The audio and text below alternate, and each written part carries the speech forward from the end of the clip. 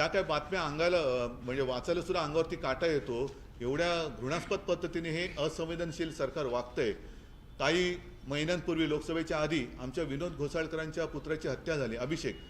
त्याही वेळेला यांनी जबाबदारी झटकली आणि तेव्हा तर उपमुख्यमंत्री आहे जे देवेंद्र फडणवीस ते एवढ्या उद्धटपणाने बोलले होते की गाडीखाली कुत्रा आला तरी तुम्ही राजीनामा घ्या. म्हणजे तुम्हाला जनतेच्या जीवाची किंमत नाही.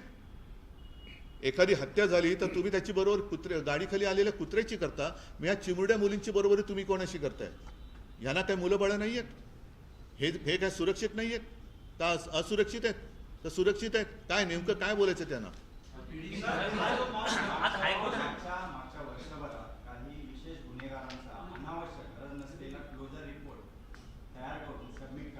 नाही ते सोडा, मला या भूमिकेवर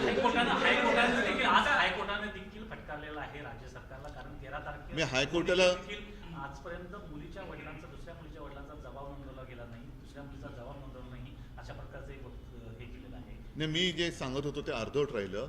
मी जे काय वाचण्यात आलं, कारण ही बातमी पूर्ण वाचण्याचं धाडस माझ्यात तरी नाही आहे. मग ती कलकत्त्यातली असेल, इथली असेल. अगदी गेल्या 4 दिवसापूर्वी राजस्थानमध्ये एका 3 महिन्याच्या मुलीवरती असा अतिप्रसंग घडला अशी बातमी आहे. मग ही विकृती आली कुठून जन्माला?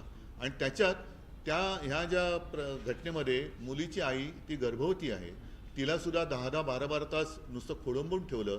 तिला 102 वगैरे ताप आहे, म्हणजे तिची तब्येत बरी नाही, तिला हॉस्पिटलमध्ये ॲडमिट करावं लागलं. हे काय सरकार कोणाचं आहे? नराधमांचं सरकार आहे का? आणि मग राजकारण करायचं असेल तर मग आम्ही राजकारण करू, पण आत्ता तरी आम्ही याच्यात राजकारण करत नाही.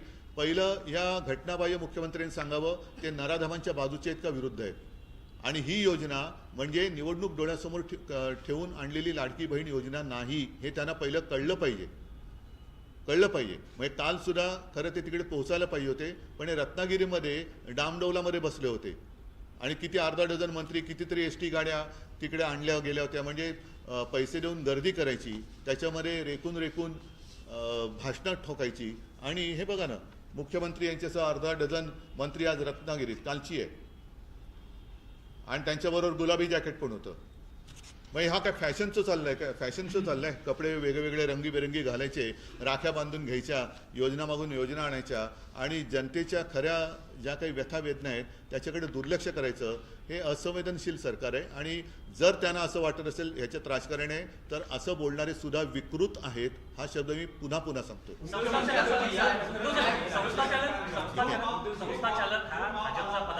असल्यामुळेच अशा प्रकारचा गुन्हा दाखल करण्यास वेळ झाला, नोंदी करण्यास वेळ, दखल घेण्यास वेळ झाला. गृह खात्याकडून दबाव आला असेल असं वाटतं का? ह्याच्यामध्ये पोलीस आयुक्त कोण आहेत? त्या परिसराचे पोलीस आयुक्तांचं काय नाव आहे? डुमरे. मग त्यांचं डमरू का वाजलं नाही याच्यामध्ये?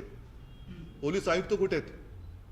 आयुक्तांनी याच्याबद्दल सांगायला पाहिजे की त्यांच्यावरती दबाव होता की नव्हता.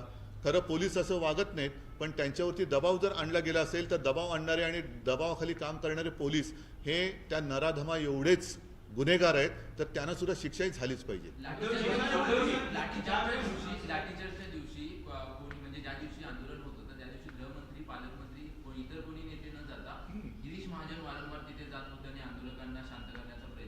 गिरीश महाजनांबद्दल काय बोलायचं? जाऊ दे, मी आता आणखीन काय विषयाला फाटे फोडत नाही.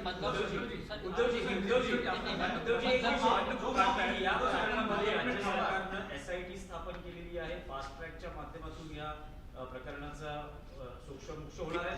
मुख्यमंत्र्यांनी असं म्हटलंय की 2 महिन्यापूर्वी अशीच एक घटना घडली होती, त्या प्रकरणातही SIT फास्ट ट्रॅक स्थापन करून मला असं वाटतं शिक्षा न्यायालयामार्फत दोषींना देण्यात आली किंवा ती जी फाशीची शिक्षा त्यांनी म्हटलं फाशी दिलं गेलं तर त्याच्याबद्दल एक SIT नेमा आणि कोणाला फाशी दिलं आणि कोणती प्रसंग घटना होती त्याची माहिती काढा. त्याच्यासाठी एक वेगळी SIT नेमा आणि त्या SITच्या माध्यमातून असं कोणाला फास्ट ट्रॅकवरती ती केस चालून फाशी दिले गेले ते सुद्धा एक संशोधन करा. एकाने विचार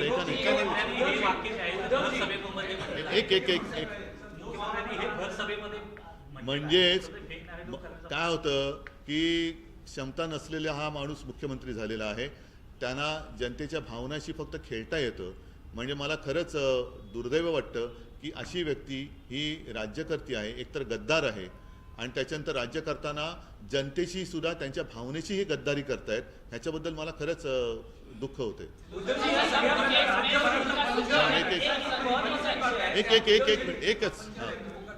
हिंसा होऊ नये, कोणी काही करू नये याचीही जबाबदारी आहे. कारण प्रणितीताईंनी असं म्हटलं होतं की आग लागली पाहिजे होती, याचे क्रिटिसिझम होतं. कसं याचं बॅलेन्स आपण करतो? आंदोलन करण्यापेक्षा आग लावली पाहिजे होती नाही, असं कोणीही प्रणिती शिंदे